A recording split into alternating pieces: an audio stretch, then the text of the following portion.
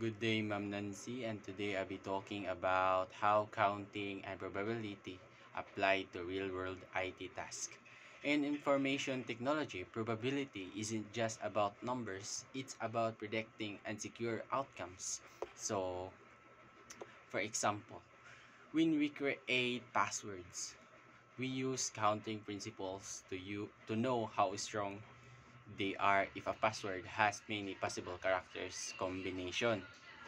And it becomes much harder for hackers to guess. So probability helps us to understand how secure a password really is. So that's our probability.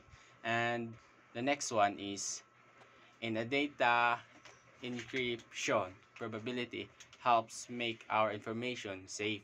And encryption keys are designed using random or unpredictable values, and that randomness is based on probability.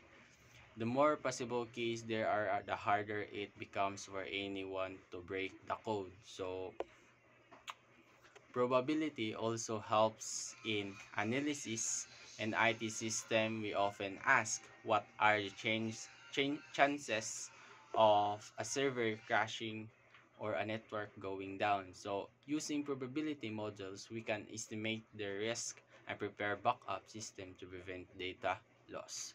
So in short, counting and probability help IT professionals make smart, secure, and reliable system. They turn uncertainty into measurable data, helping us design a safer and more efficient technology.